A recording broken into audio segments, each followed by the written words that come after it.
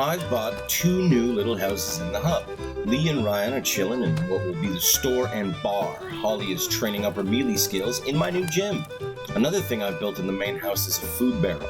Everyone auto stores food in there and auto takes it from there when they're hungry.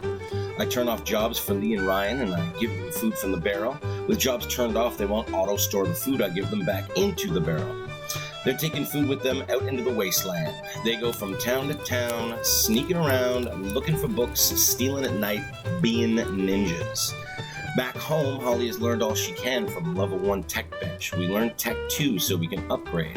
I also see that Griffin has been working hard, loading up the ore crate with 20 copper so far. Holly starts unloading it into the bartender for extra cash. While he's mining, Griffin spots a gang of bandits and figures he might as well get some practice and start a fight. He antagonizes them and runs back to the bar with Holly, luring the guards into the fight. Griffin is a decent fighter, so I want him up close and personal. My strategy is to keep Holly at a distance and level up her archery. I move her around whenever someone gets close. Griffin looks great with a cleaver too. They work well as a team. When it's over, we auto-heal, we loot goods, and get back to work. Now, to upgrade a research bench, you need to take your books out of it and understand that the next level bench is huge and needs room to build it. I dismantle the old bench into building materials, then in the crafting menu, I can build a new bench on the roof. Holly gets crafting it with the materials we have. We don't have enough iron plates to finish the job just yet, so I send Holly to help Griffin mine some copper. When it comes to Lee and Ryan, they need to get their lock picking up. I have them go from door to door at night in stack, just lock picking doors to places that don't have guards. Back home, I notice that Holly has been mauled by a dog. This is why backup is important.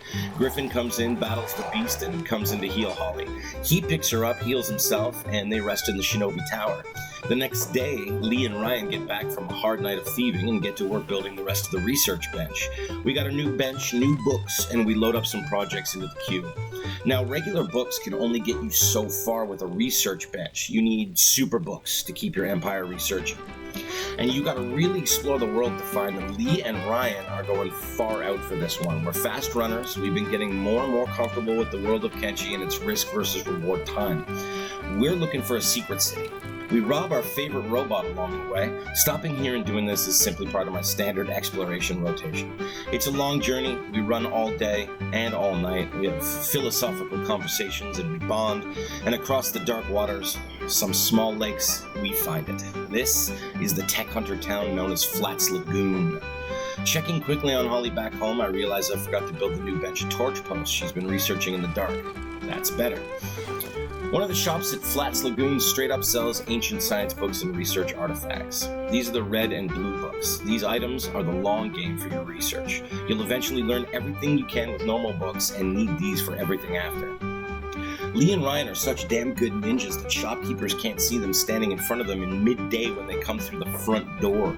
We loot a little before we head back home. This town is so far out that even if we become wanted, by the time we get back here, that charge will be long gone. Checking the factions tab in our squad menu shows me the tech hunters aren't mad at us because nobody caught us. It's perfect.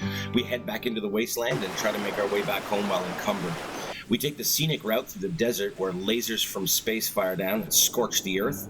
We find an outpost along the way where we can sell goods and unencumber a little. We do get back home, unload the books, and research just about everything there is to research. The next phase of our plan takes us back to Squin. At this point, I'm curious to see if I can turn every building in the hub into my own personal little city. So I need an army. In Squin, I'm looking to hire a warrior Shek. We find Kang. He charges 6,000 cats. We're rich ninjas, no problem. What you need to know about Shek is that they eat food faster than other races. Gotta keep them fed. We visit an armor shop and set Kang up with some protective gear. Kang's battle stats are even better than Griffin's. He deserves a shiny cleaver. The backpack shop has no wooden or trader's backpacks, but I get Kang a little something. Unlocking more of the map, we head to the Shek city of Admag. Along the way, we get chased by bandits. My plan is to run to the gates of Admag and kite the bandits in and fight them with the guards. We still aren't great fighters. We take a beating, but we are shinobi. And in town, we find a shinobi tower where we can rest free in some shinobi beds.